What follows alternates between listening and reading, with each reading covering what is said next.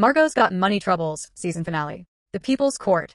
Throughout the first season, Margo's Got Money Troubles has flirted with fantasy in many different ways. The series welcomes us into its world every week with a peppy pinball alien girl, bobbing and weaving her way through the myriad challenges of everyday life, never failing to arrive at her intended destination. So, since Margo is the alien, it should come as no surprise that she ends up triumphant at the conclusion of the season finale, no matter how unrealistic that triumph may be. Custody hearings just don't work like that. Where are we? The People's Court.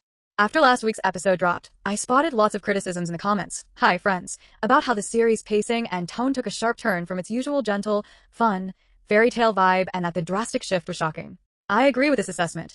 The show could have probably unspooled the reveal of Jinx's relapse and the nerve-wracking CPS visit more gradually over the previous few installments, but ultimately, I think that Margo wants to be a fantasy that we can all escape into, albeit one that checks into reality every now and then. That said, Lock and Load reverts back to a fantasy world, but it engages in a little soft dread before we can get to the emotional payoff in the courtroom and beyond. The finale focuses on Margo's support system, also referred to as village, clan, and family unit throughout the episode. Really, the formation of this group is what this season has been all about. The show is built upon the people who have rallied around Margo as she became a mother and started to raise a child under the least optimal of circumstances. Every parent desperately needs a village, but not every parent gets one.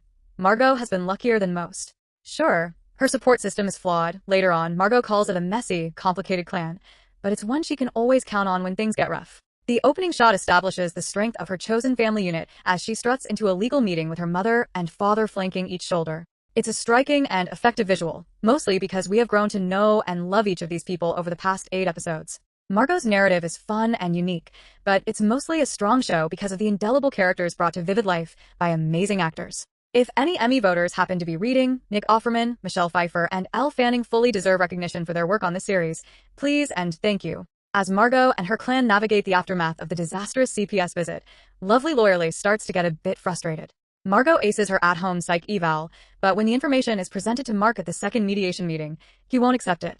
He levels criticisms at her, continuing to claim that she preyed upon him. Thankfully, Margo spits back that he was a professor who fucked a student, but he's in his own fairy tale land. He emotionally inflames Margo to the point of no return. The final straw comes when he not only calls her a pervert, but also refers to Bodhi as a son. Nope, dude. Margo goes feral, leaping over the table like a lioness, desperately clawing the air. In the wake of the disastrous mediation meeting, Cheyenne and Jinx meet up for coffee to process the situation. Cheyenne wonders aloud why Margo would do the one thing she was told not to do. Pot, me kettle? Margo is her parents' daughter, through and through. Jinx knows this, and he tells Cheyenne as much. Cheyenne and Jinx both show a lot of growth in the lead up to the court hearing, with Cheyenne apologizing to Elizabeth and Jinx apologizing to Susie. Guys, I did not think I could ever feel bad for Mark, but Cheyenne's encounter with Elizabeth did it. Cheyenne swallows her pride and says sorry, but then Elizabeth pulls her back to twist the knife. She tells Cheyenne that she feels an unbearable pain because Mark didn't win a Pulitzer, and that he ended up as just a lit professor at a rinky-dink college. Lady, I don't see you doing anything with your life except for getting those hideous highlights. Anyway, Elizabeth goes on to say that she can't imagine the pain that Cheyenne feels watching her child make her own poor life choices. Cheyenne's face doesn't betray much at this moment, but we do see that she doesn't immediately snap back. Perhaps that's because this barb didn't touch her the way Elizabeth thought it might. Later, when Margo shares with Cheyenne that she's going to be artfully rendering my tunnel of love, her mom does have a reaction. She asks her not to do it and says she'll try to find the money so that Margo doesn't have to. But the twist here is that Margo doesn't feel like she has to do it at all. She wants to, because it will be art. There's a lovely moment here where Margo recalls a time when Cheyenne taught her that bodies and vaginas are beautiful things, not things to be ashamed of, and it's clear that Cheyenne won't ever feel disappointed by this girl in front of her. She only wants to protect her. As Margo's laughter turns into anxious tears, Cheyenne tenderly cradles her in her lap, staying fully present for her daughter in her moment of need. The next day, Margo has to stand on her own in court, although her clan is behind her all the way. Lace, Susie, Jinx, and Cheyenne join Margo and Bodhi at the courthouse, and their circle, while small, is formidable compared to Mark's. As the parties get situated in the courtroom, the unorthodox judge, Paul McCrane, excellent, comes flying out of his chambers, and the wildest, most Fantasyland custody hearing ever to appear on film unfolds. As he flaps around in his robes, like some sort of legal Batman, Judge Andrew Spence sparks questions at the various parties involved. Judge Spence is having none of Mark's poor me routine, and he becomes the first person in authority to shame Mark for his abuse of power. You impregnate a student, and now you dare to seek custody? He shouts. Did I fist bump the air in front of my TV when he said that? Maybe. Then, the judge whirls around at Margot, asking her if she's proud of herself. After a bit of explanation, she comes to the conclusion that she is proud of herself. She's a mother who provides for her son, and she doesn't think that her job as a sex worker disqualifies her from any of that. It sure doesn't. The judge then briefly questions all of the grandparents in the room, conspicuously leaving out Kenny, LOL, then calls for Susie to bring Bodhi in. Friends, I half expected this man to channel King Solomon and call for Saw to cut Bodhi in half. That's how wild the scene is. But thankfully, he opts for something a bit softer instead. He asks that the baby be passed around, like some sort of love barometer meets hot potato. When he's in Margot's arms, he's content.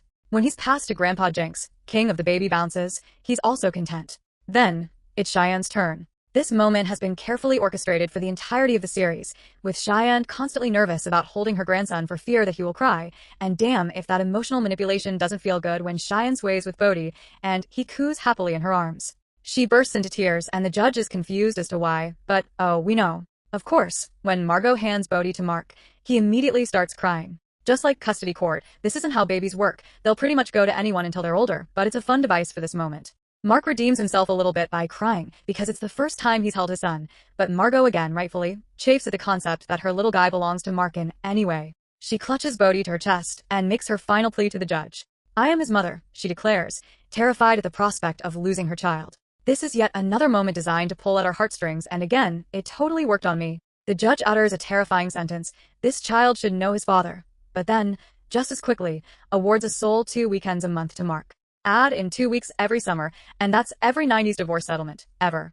Margot gets to keep full-time custody of her son, and Mark gets to know Bodhi a bit as he grows up. It's a win for everyone. The sparkle of the moment is somewhat dulled, though, when Mark turns to Margot and claims to have never called CPS on her. Who did? Kenny. That bastard.